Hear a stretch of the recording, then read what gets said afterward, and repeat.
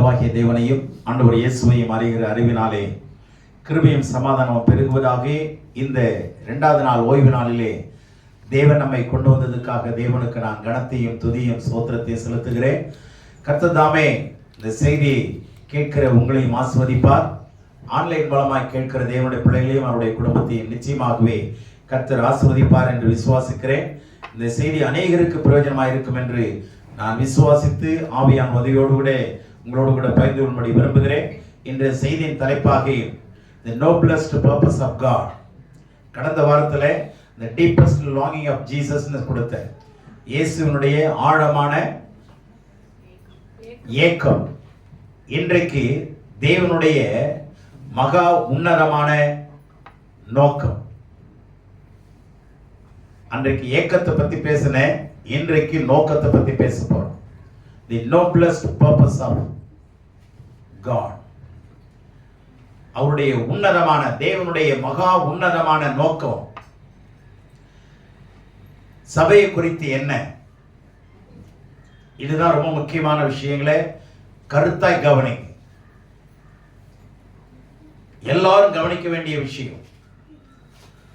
நம்மை குறித்து சபையை குறித்து தேவன் வைத்திருக்கிற மகா உன்னதமான நோக்கம்.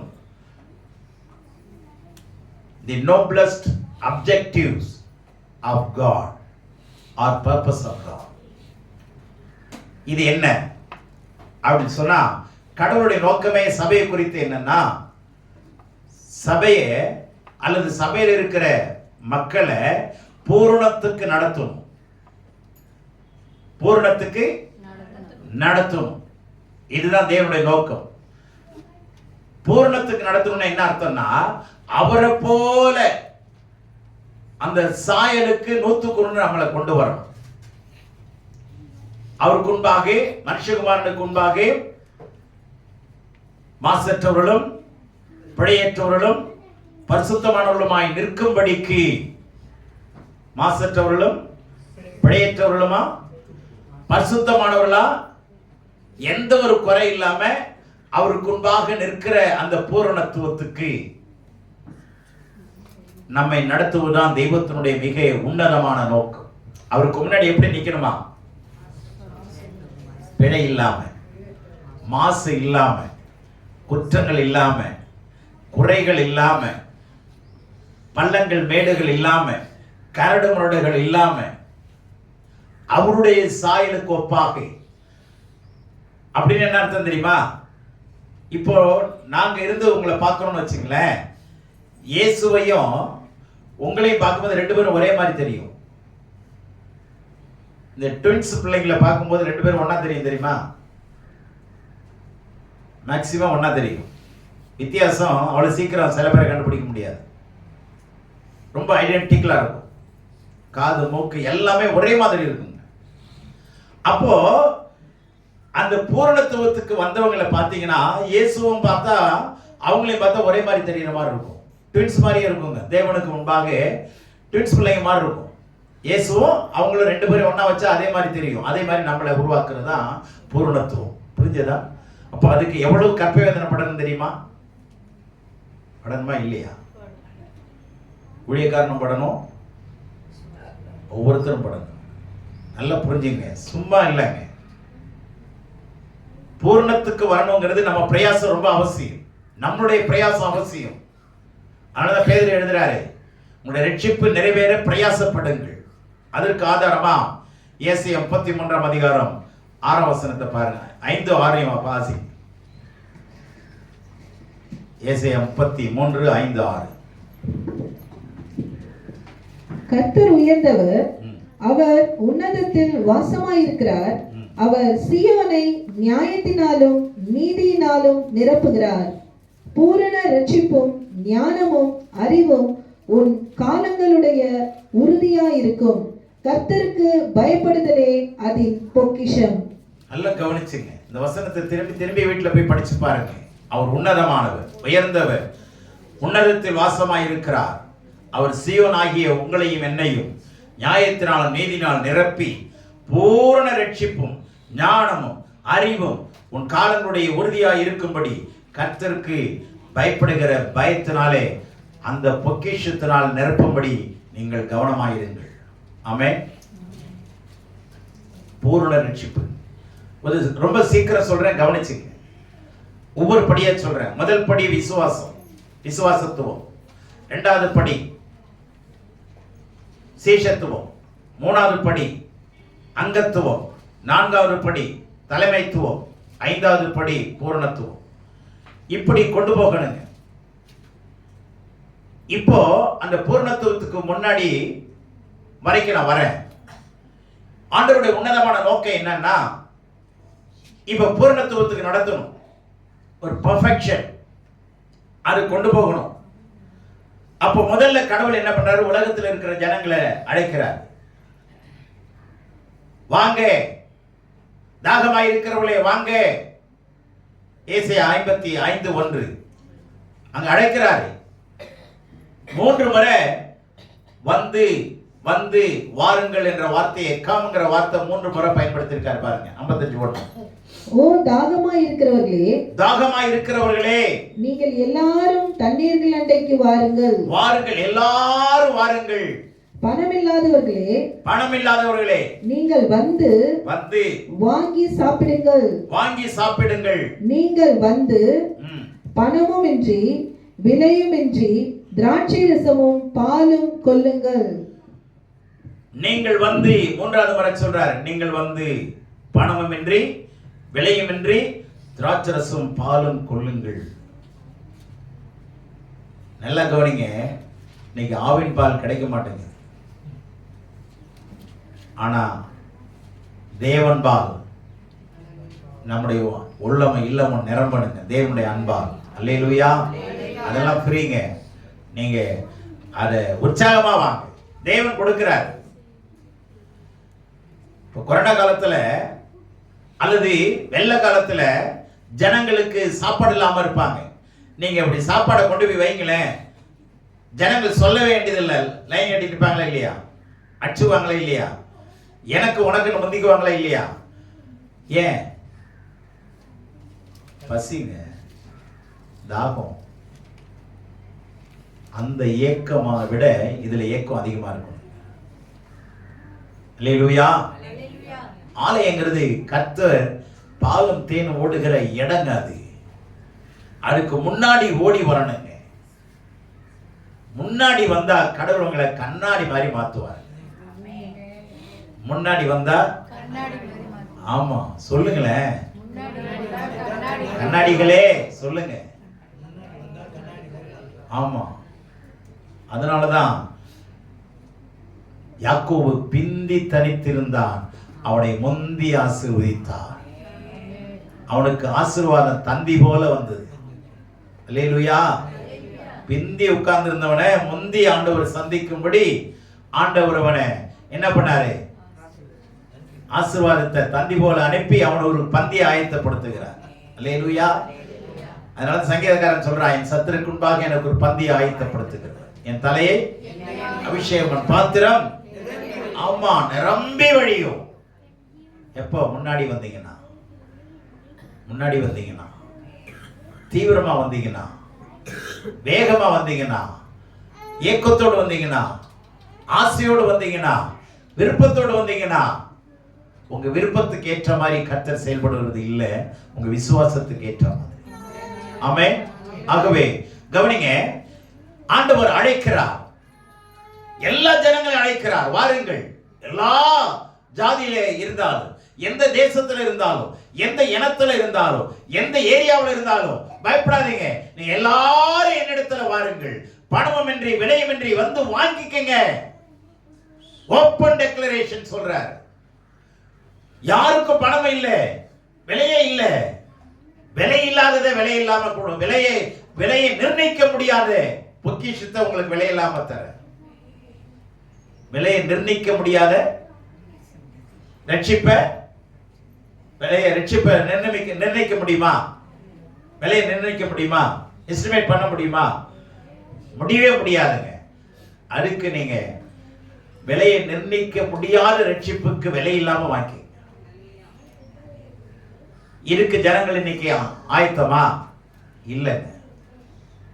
இல்ல. தயவுசெய்து ஆண்டவர் சொன்னாரு, அழைக்கப்பட்டவர் அநேகர். எல்லாம் புரிஞ்சுங்க. உலகம் முழுவதையும் கர்த்தர் அழைக்கிறார். ஆனா அழைச்சவங்க கொஞ்சம் பேரு, அதுலயும் தெரிந்து கொள்ளப்பட்டவங்க அதுலயும் சிலர் தாங்க, வெரி few. இப்போ ரெண்டு காரியம் இருக்கு பாருங்க. அழைக்கப்படுதல், தெரிந்து கொள்ளப்படுதல். ஆண்டவரோட நோக்கத்துல முதல்ல என்னது? அழைக்கப்படுதல். அதனாலதான் சங்கீதம் 66:5 சொல்றாரு, வேதத்தை நீங்க படிக்க வேணாம், 65 சொல்றாரு, நீங்கள் என்ன பண்ணுங்க? வந்து பாருங்க, வந்து பாருங்க. யோவான் 1:39 பாருங்க. அடுத்தது சங்கீதம் 34:8 என்ன பண்ணுங்க? கர்த்தர் நல்லவர் என்பதை taste and see. taste and see. வந்து பாரு, ருசித்து பாரு. கர்த்தர் நல்லவர் என்பதை வந்து ருசித்து பாரு. மூன்றாவது யோவான் 21:12 நீங்க ஜீவ தண்ணீரை என்ன பண்ணுங்க? வந்து என்னோடு கூட போஜனம் பண்ணுங்கன்றார். 21:12 என்ன பண்ணுங்க? வாருங்கள் போஜனம் பண்ணுங்கள். யோவான் 7:37 வந்து ஜீவ தண்ணீரை பருகுங்கள். come and dine, come and dine, come and drink, come and taste and come and see. அல்லேலூயா. பல இடங்களில் நீங்க வந்து பாரு, வந்து வாங்கி குடி, வந்து என்னோட போஜனம் பண்ணு, வந்து டேஸ்ட் பண்ணி பாரு. கர்த்தர் தயவு உள்ளவர் என்பதை ருசித்து பாரு. 1:2 கர்த்தர் தயவு உள்ளவர் என்பதை என்ன பண்ணுங்க? வந்து டேஸ்ட் பண்ணி பாருங்க. வாங்க வாங்கன்னு ஆண்டவர் கூப்பிடுறார். ஆனா எனக்கு வேலை வர முடியலன்றாங்க. ஆனா ஆண்டவர் வேலை வரும், அப்போ தப்பிக்கவே முடியாது. இன்னைக்கு சாக்கு போக்கு சொல்றவங்க அன்னைக்கு என்ன பண்ண முடியாது. எத்தனை முறை சொல்றாரு பாருங்க, வந்து பாருங்க, டேஸ்ட் பண்ணி பாருங்க, சத்தியத்தை நீங்க டேஸ்ட் பண்ணி பாருங்க. சத்தியத்தில் இருக்கிற எசன்ஸ் எவ்வளவு பலத்தை கொடுக்குது பாருங்க. டாக்டர்ஸ் போனீங்கன்னா, ரொம்ப வீக்கா போனீங்கன்னா, சார் உடனே ஓஆர்எஸ் குடிங்கம்மா. என்ன குடிங்க? ஆமா, இன்ஸ்டன்டா எனர்ஜைஸ் பண்ணும், உங்களுக்கு சக்தி ஊட்டும். கொஞ்சம் ஓஆர்எஸ் குடிங்க. நல்லா கவனிங்க. நம்மள சரீரத்தில் பூஸ்ட் பண்றதுக்கு எவ்வளவோ உணவு வகைகள் இருக்கு. ஆனா ஆத்மாவை பூஸ்ட் பண்றதுக்கு டாக்டர்கிட்ட கேளுங்களேன். சார் என்னுடைய ஆத்மாவை, சோலை பூஸ்ட் பண்ணணும் சார், கேட்டு பாருங்க. தேவனுடைய பிள்ளைகளே, சோல்னா அவருக்கே சரியான அர்த்தம் தெரியாது. நல்ல கவனிங்க. கடவுள் கொடுத்திருக்கிற மாபெரும் சொத்து எதுமா? நம்முடைய உள்ளத்தில், நம்முடைய சரீரத்தில் இருக்கிற ஆத்மா தான் மிகப்பெரிய சொத்துங்க. அதை கையால தெரிஞ்சுக்கிட்டோம்னா கடவுளுடைய எளிமையா நடக்க தெரிஞ்சுக்கலாம். நீங்க சரீரத்தோடு நடக்கிறதா வேதனையா இருக்கு, நீங்க ஆவியில நடந்து பாருங்க. அப்படி ஒரு வாக்கு இருக்கா? ஆவியில் நடக்கலாமா? தெரியாம போச்சே. இது வரைக்கும் முட்டி வலியினால கஷ்டப்பட்டு இருக்கிறேனே.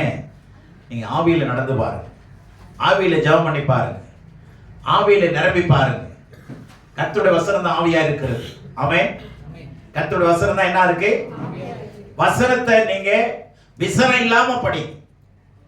வசனத்தை ஆமா எடுக்கும் போதே எவ்வளவு நேரம் இதை படிக்கணும் போல நேரம் இல்லையே. இப்படி எல்லாம் நம்ம யோசிச்சுக்கிட்டு இருந்தோம்னா கண்டிப்பா நம்முடைய வீடுகளில் இருள் இருக்கும். கர்த்தருடைய வார்த்தை தான் வெளிச்சம், கர்த்தருடைய பிரமாணம் தான் வெளிச்சம். ஆமென். அல்லேலூயா. ஆகவே ஆண்டவர் முதலாவது அழைக்கிறார். இரண்டாவது விஷயத்துக்கு நான் போறேன், முக்கியமான விஷயத்துக்கு. நல்ல கவனிங்க. இரண்டாவது, இப்ப நம்ம விசுவாசியா வந்துட்டோம் உள்ள. அடுத்தது என்ன ஆகும்னா சீஷர்களா மாறணும். சீஷர்களா மாறி ஞானஸ்நானம் எடுத்து மூன்றாவது அங்கத்துவமா மாறணும். சபையில என்னவா மாறுறோம்? அங்கமா மாறுறோம். சொல்லுங்க, எல்லாருமே எப்படி மாறுறோம்? எந்த அங்கமா? கிறிஸ்துவுடைய சரீரத்துல அவயவமா ஒவ்வொரு அங்கமா மாறுகிறோம். சபை என்பது கிறிஸ்துவுடைய சரீரம். அந்த சரீரத்தில் நீங்கள் நானும் ஒவ்வொருத்தரும் ஒவ்வொரு அவயவமா இருக்கிறோம் என்று வேதம் சொல்லுகிறது. ஒவ்வொருத்தரும் ஒவ்வொரு அவயவங்கள். அப்ப ஒவ்வொரு அவயவமும் வேலை செய்யணுமா இல்லையா?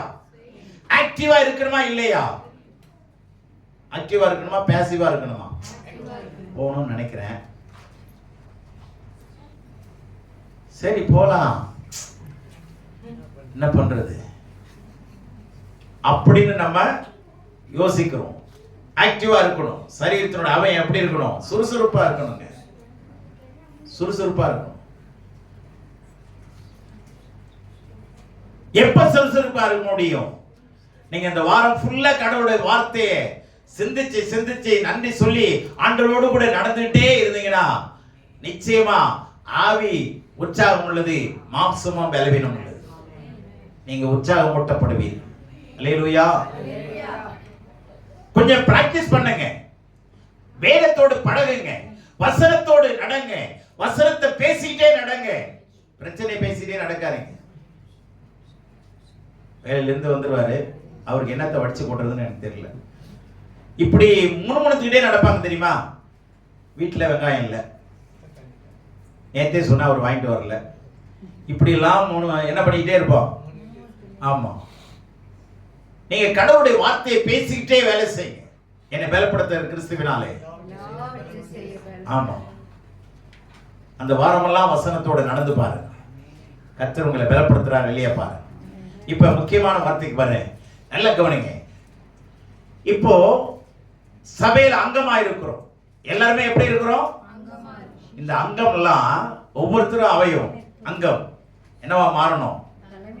தங்கமா மாறணும். சொல்லுங்களேன், பக்கத்துல பார்த்து சொல்லுங்களேன். ஒவ்வொருத்தர் மூஞ்ச பார்த்து சொல்லுங்க. எம்மாடி புண்ணியவதியே, நீ அங்கமா இருந்தீன்னா என்னவா மாறணும்? சொல்லுங்க நல்லா. ஆமா, என்னவா மாறணும்? ஆமாங்க, மார்வாடி சபைக்கு வந்து நிப்பான். எந்த தங்கத்தை அடமானம் வாங்குறது அவனுக்கு புரியாது. புரிஞ்சீங்களா? கடவுள் நம்மளை தங்கமா மாத்துவாரு, தலைவனா மாத்துவாரு, தலைவியா மாத்துவாரு. அல்லேலூயா. இந்த வசனம் எனக்கு ரொம்ப பிரயோஜனமா இருந்தது. என்ன தெரியுமா? கடவுள் அழைக்கிறாரு, அழைச்சு என்ன பண்றாரா? தேடுறாராங்க. என்ன தேடுறாருன்னு புரியல. நல்லா கவனிங்க. 10,000 பேர் 1,00,000 பேர் அழைக்கிறாரு. எல்லாரும் வந்துட்டாங்க. ஆனா ஒருத்தர் தேடுறாராம். என்ன தேடுறாரு? அந்த வார்த்தையை படிங்களேன். சங்கீதம் 89:20 பாருங்க. என் தாசனாகிய தாவீதை கண்டுபிடித்தேன். கண்டுபிடித்தேன் என்ன அர்த்தம்? தேடி கண்டுபிடித்தேன். என் தாசனாகிய தாவீதை கண்டுபிடிச்சேன்றாருங்க. அப்ப என்ன பண்ணிருக்காரு? 2 நாளாகமம் 16:9 பாருங்களேன். அங்க அவருடைய கண்ணை என்ன பண்ணதுன்னு பாருங்க.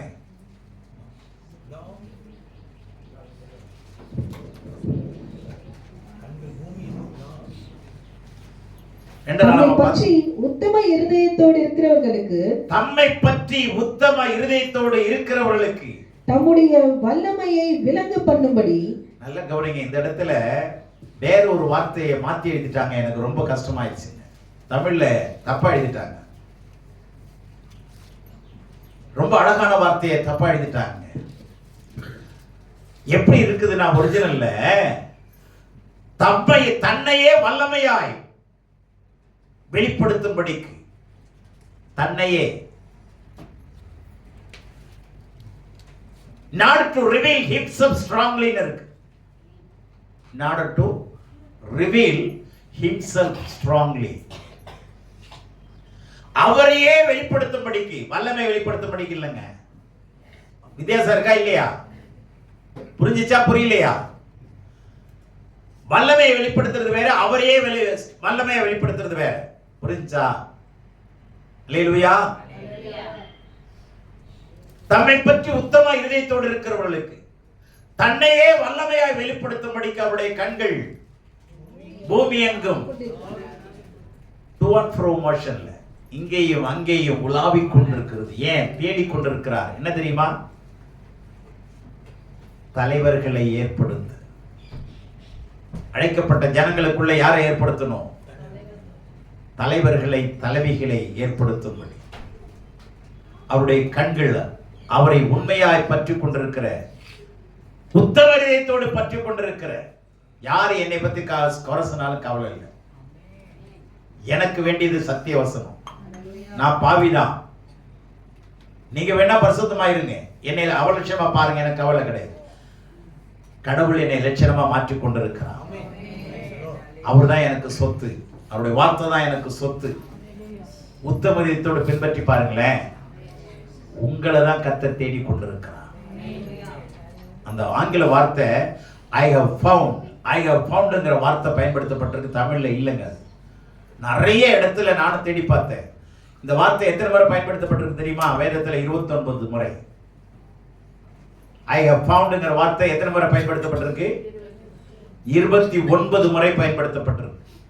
நல்லா புரிஞ்சுக்க. 29னா என்ன அர்த்தம் தெரியுமா? எபிரேயத்துல 29னா மணவாட்டின்னு அர்த்தம், ரெபேக்கான்னு அர்த்தம். ஈசாக்குக்கு மணவாட்டி யாரு? ரெபேக்கால்னா அர்த்தம் என்ன? மணவாட்டி. புரிஞ்சதா? அப்போ மணவாட்டிகளை தேடி கொண்டிருக்கிறார். புரிஞ்சுச்சா? தலைவர்களை தேடுகிறார்னா என்ன அர்த்தம்? அவங்க தான் அடுத்தது பூரணத்துக்கு வந்து மணவாட்டியை மாற போறாங்க. எத்தனை பேருக்கு புரிஞ்சுச்சு? அல்லேலூயா. நல்ல கவனிங்க. வேதத்தின் அடிப்படையில் ஆழமா போக போக சந்தோஷமா இருக்கு. படிக்க படிக்க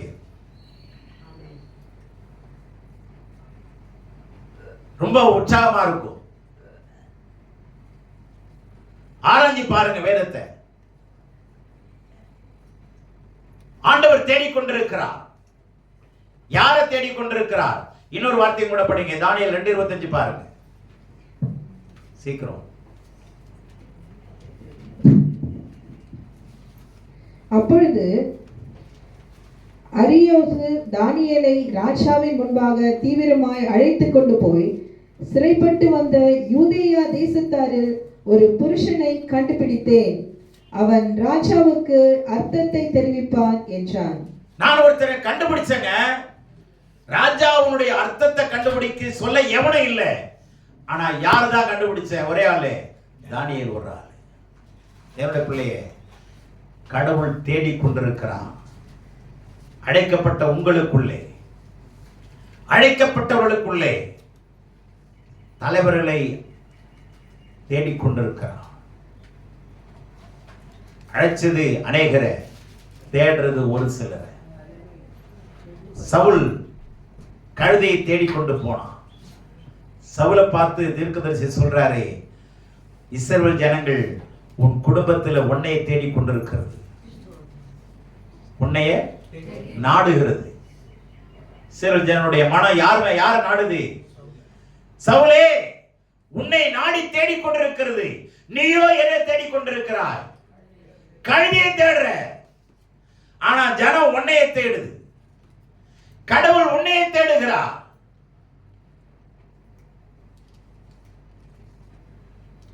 Come and be ordained. வந்து நீ அபிஷேகத்தை பெற்றுக்கொள். ஆமென். அல்லேலூயா. நீ வா, நீ தான் தலைவனாக போற. என்னுடைய பிள்ளையே, தேசத்திலே தலைவர்களை தேடுகிற கண்கள் ஆண்டவருடைய கண்கள். தலைவிகளை தேடிக்கொண்டிருக்கிறார். அவங்களுக்கு என்ன இருக்கணும் தெரியுமா? இப்ப யாரு தலைவர்களாய் மாற முடியுங்கிற சில கருத்தை மாத்திரம் சீக்கிரம் சொல்றேன். சங்கீதம் 14:2 பாருங்களேன்.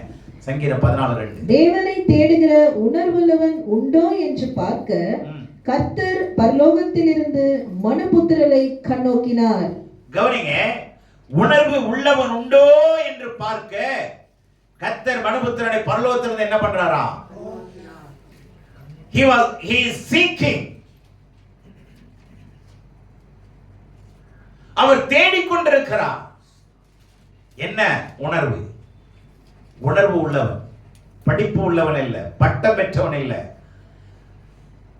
பணக்காரன் இல்ல, ஏழை அல்ல, நீ யார வேணாலும் இரு, ஆனா உணர்வு இருக்குதா? உணர்வு இருக்குதா? நல்ல கவனிங்க. நமக்கு 5 உணர்வுகள் இருக்கா இல்லையா? 5 உணர்வுகள் இருக்கா இல்லையா? உணர்வுகள் ஒரு நாளும் உறங்குவது இல்லை. புரிஞ்சு தெரியல? உணர்வுகள் ஒரு நாளும் உறங்குமா? நல்லா கவனிங்களேன். உணர்வே இல்லைன்னா அவனுக்கு பேர் கோமாவுக்கு போயிட்டான்னு அர்த்தம். பாதி டெட் பாடின்னு அர்த்தம். கோமாளி இல்ல, கோமாவுக்கு போயிட்டான். தேவனுடைய பிள்ளைகளே, உணர்வுகள் ஒரு நாளும் உறங்குவது இல்லை.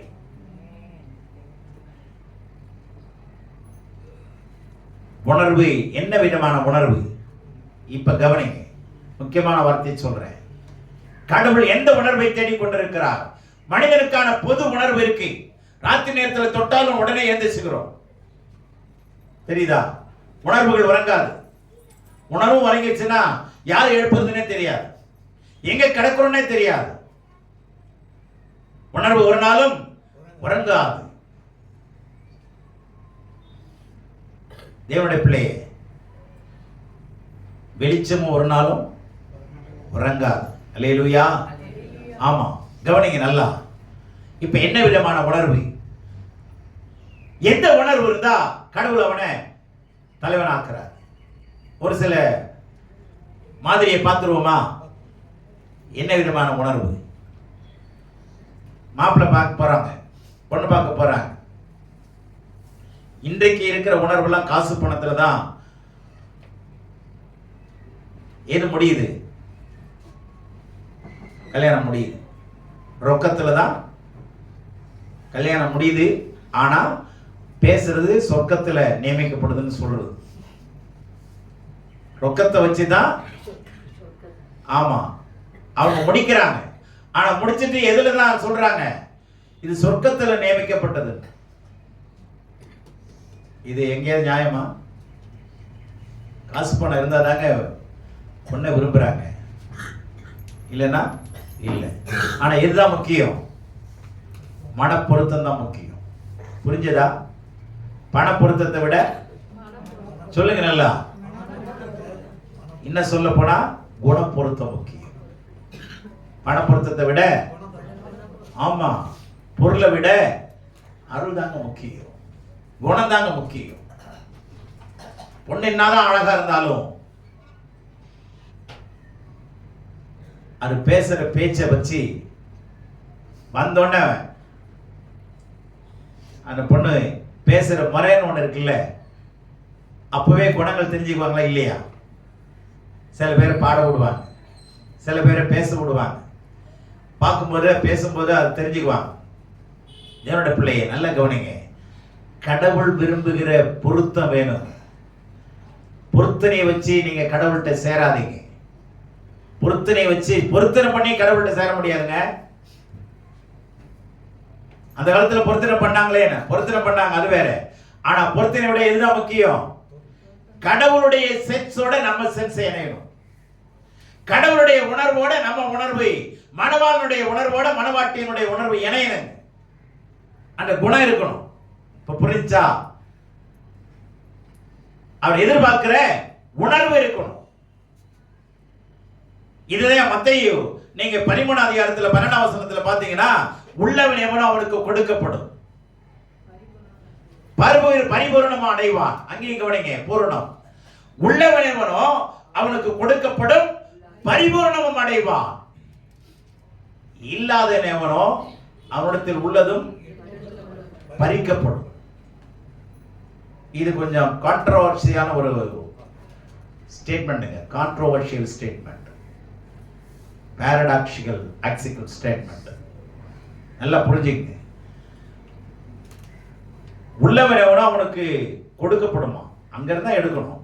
அவன் தான் இருக்குது, ஆனா அவன்கிட்ட கொடுப்பேன்றாரு, இல்லாதவன்கிட்ட இருந்து பிடிங்கிருவேன்றார். இது கொஞ்சம் எதிர்மறையான வார்த்தையா இருக்கா இல்லையா? அவன் தான் இல்லையா, அப்புறம் என்ன புடுங்கப்படும்னா அப்புறம் என்ன அர்த்தம்னா அவன்கிட்ட ஏதோ இருக்குதுன்னு அர்த்தம். நல்லா கவனிச்சுங்க. இல்லாதவன் சொல்லிட்டு எடுத்துக்கொள்ளப்படும் இருக்குல்ல, அப்ப ஏதோ ஒண்ணு இருக்குங்கிறத மறந்துடாதீங்க. உள்ளவன் எவனா பொருள் உள்ளவன் அல்ல, ஆஸ்தி உள்ளவனை சொல்லல. உள்ளவன் எவனோ அவனுக்கு நிறைய பொருள் இருக்குங்க. அவங்க உள்ள இருக்கப்பட்டவங்க சொல்றாங்கல்ல, அவங்க இருக்கப்பட்டவங்க. அப்படின்னா நம்ம என்ன யோசிக்கிறோம்? அவங்கள்ட்ட காசு, பணம், ஐஸ்வர்யம் எல்லாமே இருக்குன்னு நினைச்சுக்கிறோம். அது சொல்லல. ஆனா 23ஆம் வசனம் தாங்க அதுக்கு பதில் கொடுக்குது. நல்ல நிலத்தில் விதைக்கப்பட்டவனோ வசனத்தை கேட்கிறவனும் உணர்கிறவனுமாயிருந்து 100ஆகவும் 60ஆகவும் 30ஆகவும் பலன் தருவான் என்றார். நல்ல கவனிங்க. வசனத்தை கேட்கிறவனாயிருந்து உணர்வு உள்ளவன். அப்ப இங்க இந்த வார்த்தையை அதுல போடுங்க. உணர்வு உள்ளவனுக்கு கொடுக்கப்படும். அந்த வார்த்தையை போட்டு படிங்க.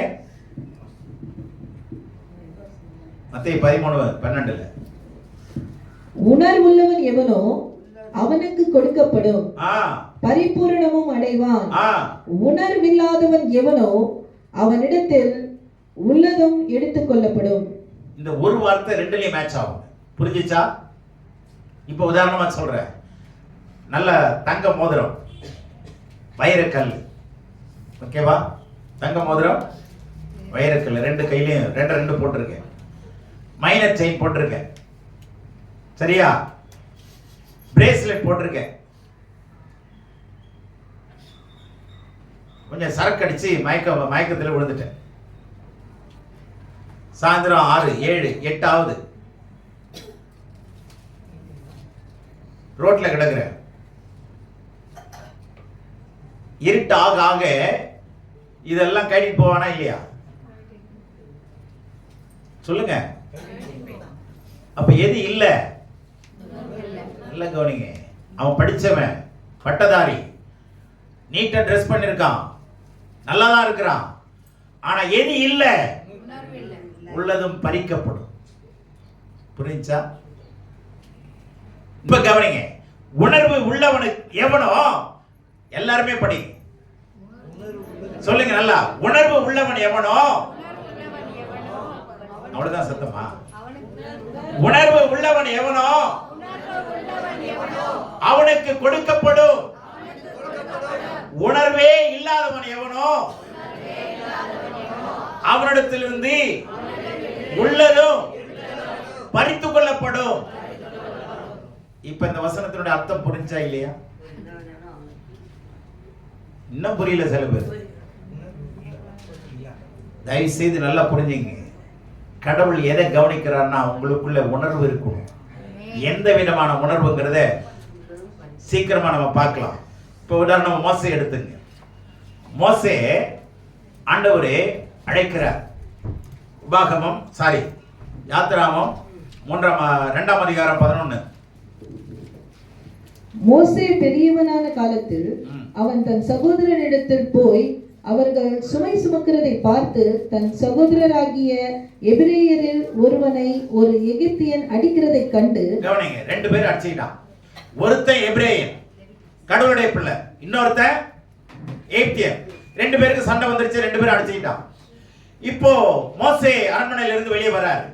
வெளியே வந்தா இந்த 2 பேரும் அடிச்சுட்டு நிக்கிறான். இப்போ என்ன பண்றான்? ஒருத்தன் எபிரேயனை கண்டுபிடிச்சிட்டான், இன்னொருத்தன் எகிப்தியனை கண்டுபிடிச்சான்.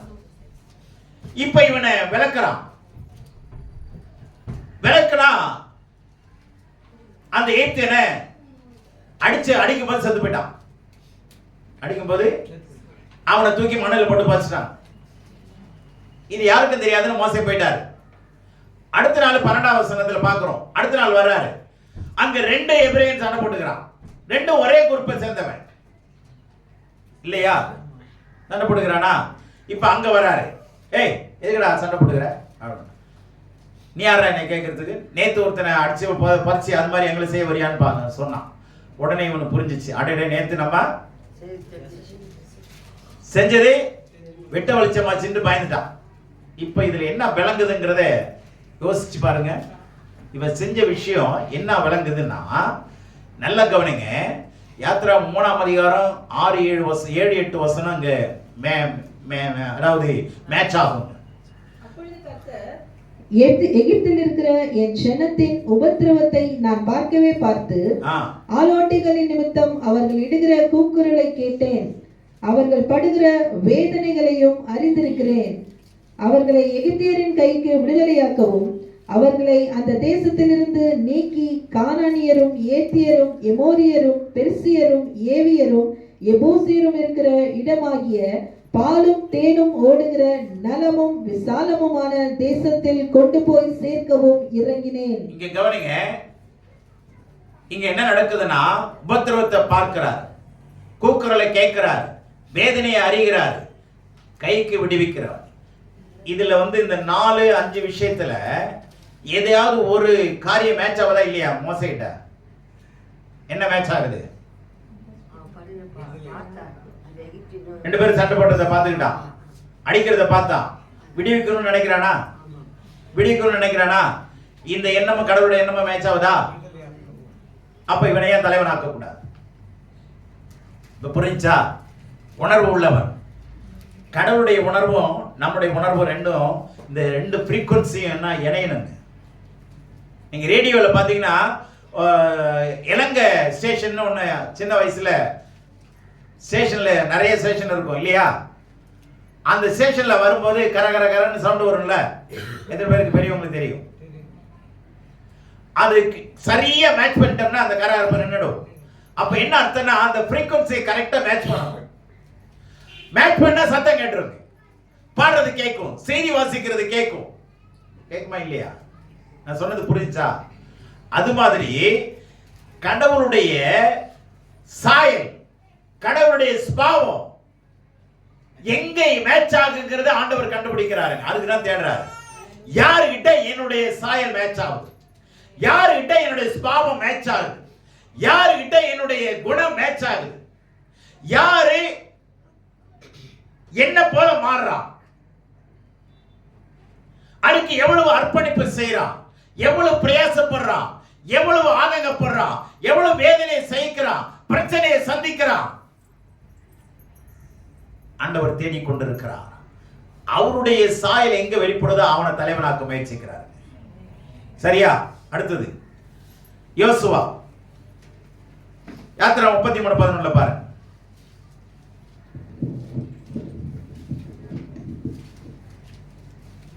ஒருவன் தன் சிநேகிதனோட பேசுவது போல கர்த்தர் மோசேயோட முகமுகமாய் பேசினார்.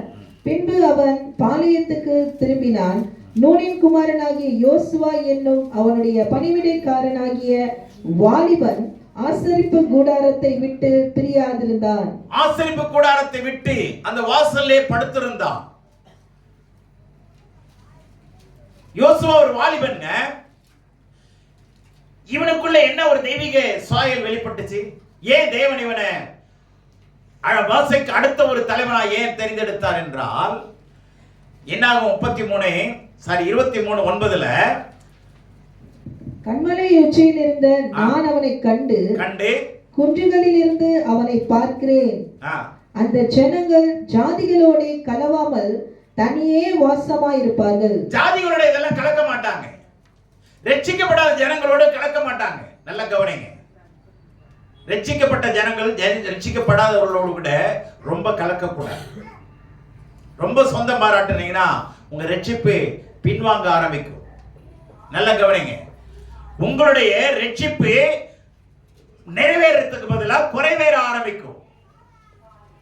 சொந்த ஜனங்களோடு கூட, ரட்சிக்கப்படாத ஜனங்களோடு, சொந்தங்கள் பந்தங்களோடு என்ன பண்ணக்கூடாது? ஓரளவு, ஏன்னா அவங்களை கிறிஸ்துவில் நடத்துறதுக்காக அவங்களோட நீங்க என்ன பண்ணணும்? ஐக்கியமா இருக்கணும், அன்பு பாராட்டும். ஐக்கியமா இருக்கிறத விட அன்பு பாராட்டு. ஆனா அவங்க ஐக்கியத்துக்குள்ள கொண்டு வந்தா அவங்க உங்களை கெடுத்துருவாங்க. அதனாலதான் இஸ்ரவேல் ஜனங்கள் வரும்போது மிக்சட் ஜாதிகளும் கலப்பட மக்களும் உள்ளே வந்தாங்க. வந்தவங்க என்ன பண்ணிட்டாங்க? கெடுத்துட்டாங்க, கிறிஸ்துவின் வாசனையை கெடுத்துட்டாங்க. தயவு செய்து நல்லா கவனிங்க, ஜாதிகளோடு கலவாமல் தனித்து வாசம் பண்ணுவான். இருக்கா? இதே உபாகமம் 33:28 இருக்கு, நீங்க பாத்துங்க, நேரம் இல்லை.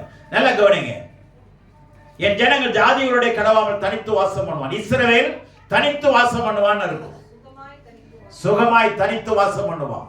தேவனுடைய பிள்ளையே, இந்த சுபாவம் யோசுவா கிட்ட இருந்ததா இல்லையா? ஏன் ஜனங்களோட போய் சேரல? இதே இஸ்ரவேல் ஜனங்கள் தான், ரட்சிக்கப்பட்டவங்க தான், எகிப்திலிருந்து வெளியே வந்தவங்க தான், கடவுளுடைய பிள்ளைங்க தான். அவங்களும் கூட நல்ல கவனிங்க, ரட்சிக்கப்பட்டவங்கள கூட அவங்க கூட ரொம்ப சேராம கர்த்தருடைய ஆசரிப்பு கூடாரத்தின் வாசல்ல தனித்திருந்தான். இப்ப இந்த சுபாவம் ஒத்து வருதா இல்லையா? ஏன் எல்லாரோடையும் ஒத்து போகல?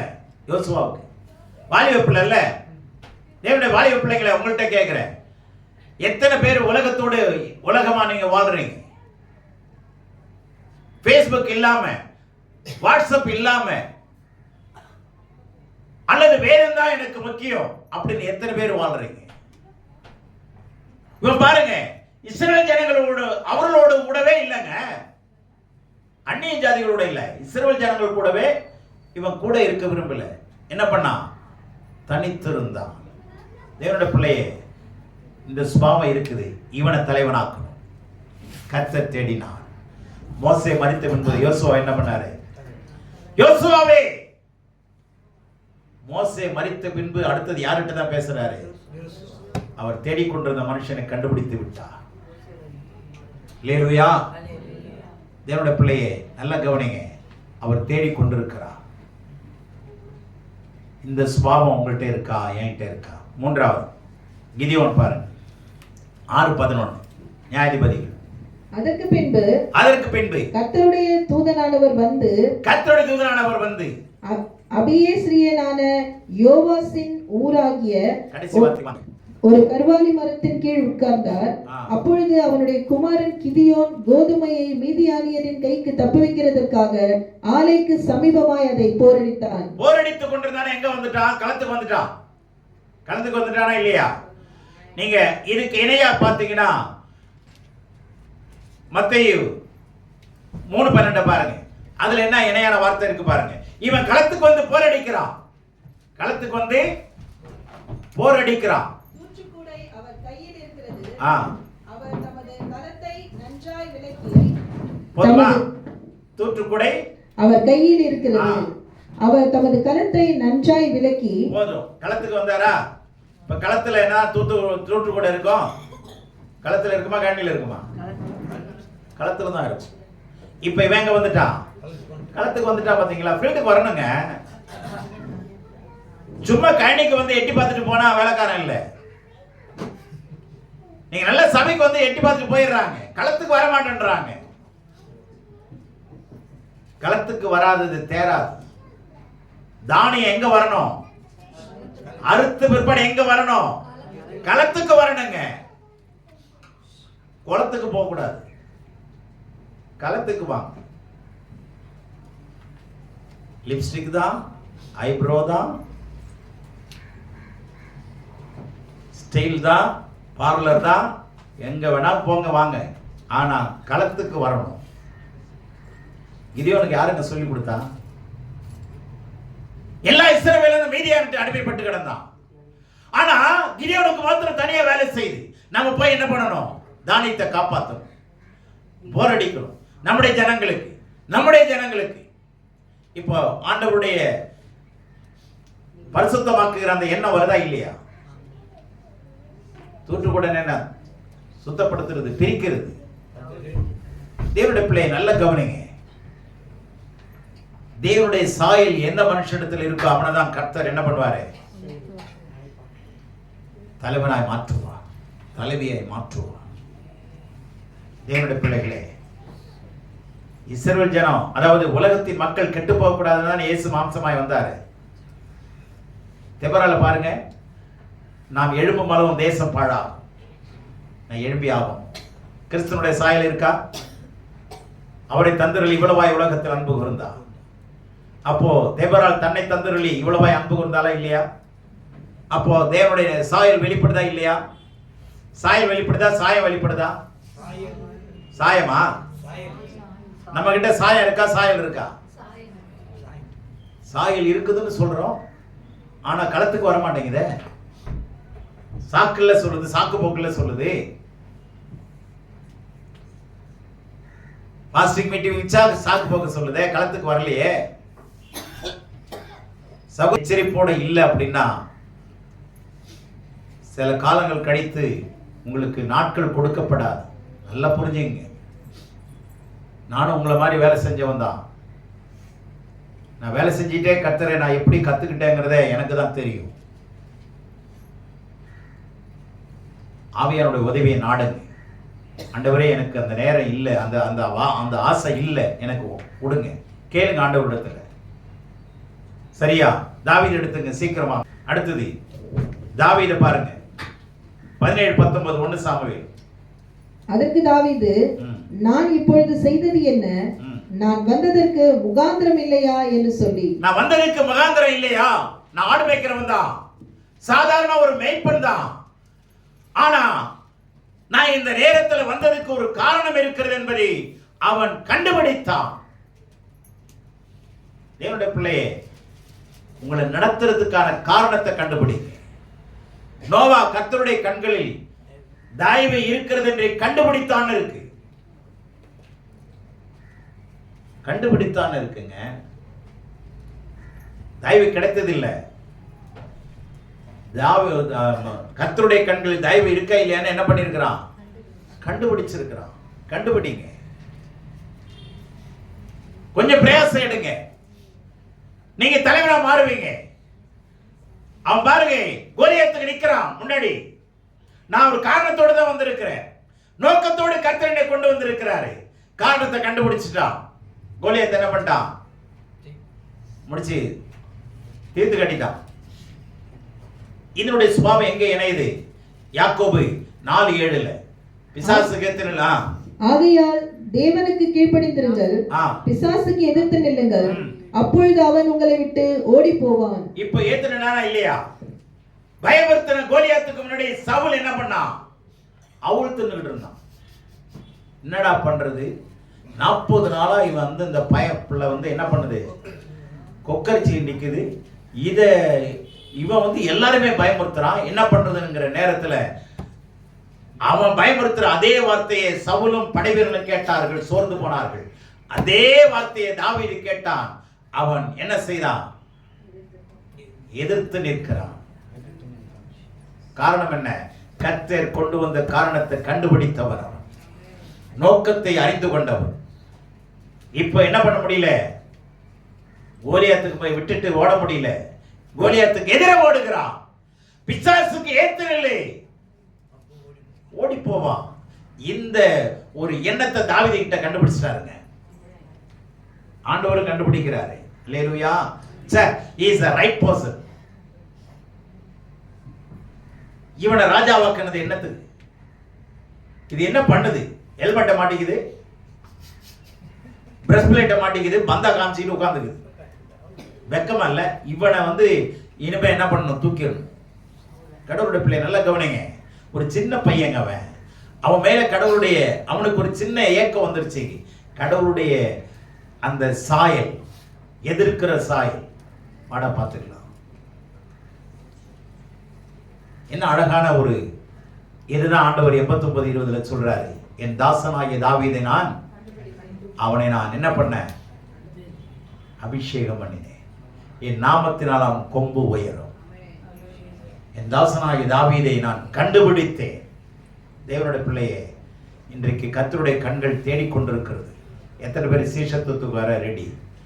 எத்தனை பேர் அங்கமாகிறதுக்கு ரெடி? எத்தனை பேர் தலைமைத்துவத்துக்கு வருகிறது? ஆண்டவர் தேடிக்கொண்டிருக்கிறார். தன்னையே வெளிப்படுத்த, பூர்ண வல்லமையோடு கூட வெளிப்படுத்த, உங்களை என்னைய பூரணத்துக்கு கொண்டு வர மோசேக்கு அப்புறம் யோசுவாவை தேடிக்கொண்டிருக்கிறார். அல்லேலூயா, அல்லேலூயா.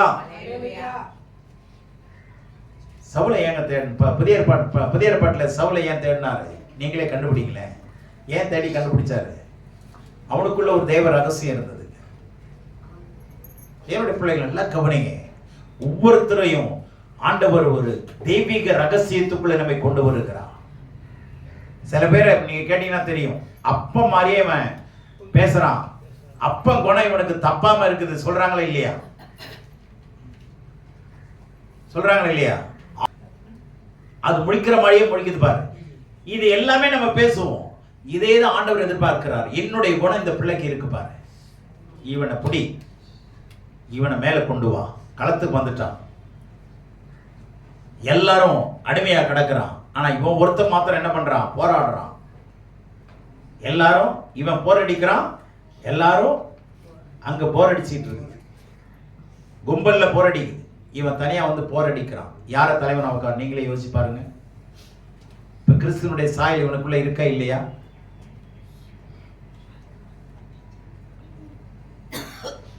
ஆண்டவர் எல்லாரையும் அழைக்கிறார். Jesus calls. The same time Jesus is seeking the leaders among the people. Amen. Hallelujah. ஆகவே கர்த்தர் தேடிக் கொண்டிருக்கிறார் இந்த கடைசி நாட்களில். ஏன்? தலைவர்களை ஏற்படுத்தினாதான் ராஜ்யம் விருத்தி அடையும். ஆமென். தேவனுடைய ராஜ்யம் என்ன ஆகும்? நீங்க தலைவத்துவத்துக்கு வரணும். ரட்சிக்கப்பட்டதிலிருந்து சீசத்துவத்துக்கு வரணும். சீசத்துவத்தை தாண்டி அங்கத்துவத்துக்கு வரணும். அங்கத்துவத்தை தாண்டி தலைமைத்துவத்துக்கு வரணும். அதுக்கப்புறம் தான் பூரணத்துக்கு போகும். தயவுசெய்து நல்லா கவனிங்க. இந்த படிகளை கடந்து வரும்படி கடவுளுடைய வார்த்தையை படிங்க. படிகளை கடந்து வரும்படி கடவுளுடைய வார்த்தையை படிங்க. படிக்கிறவங்க தான் படிகளை தாண்டுவார். அல்லேலூயா. படிக்கிறவங்க தான் படிகளை தாண்டுவார். ஆகவே நல்ல கவனிங்க. கர்த்தர் தேடிக்கொண்டிருக்கிறார் தனக்கு பிரியமானவன். தாவீதை பார்த்து சொன்னார்ல, என் இதயத்துக்கு ஏற்ற புருஷன். ஏன்? என்னுடைய சாயல் அவனுக்குள்ளே மறைஞ்சிருக்கு, என்னுடைய சுபாவம் அவனுக்குள்ள மறைஞ்சிருக்கு. அல்லேலூயா. ஆகவே இவனை நான் தலைவனாக்குவேன். நீங்களும் நானும் என்ன தேடப்பட்டு கொண்டிருக்கிறோமா? அழைக்கப்பட்டதிலே நின்றுட்டு இருக்கிறோமா? கர்த்தர் தாமே உங்களை ஆசீர்வதிப்பாராக. கர்த்தர் தாமே உங்களை ஆசீர்வதிப்பாராக. ஆமென்.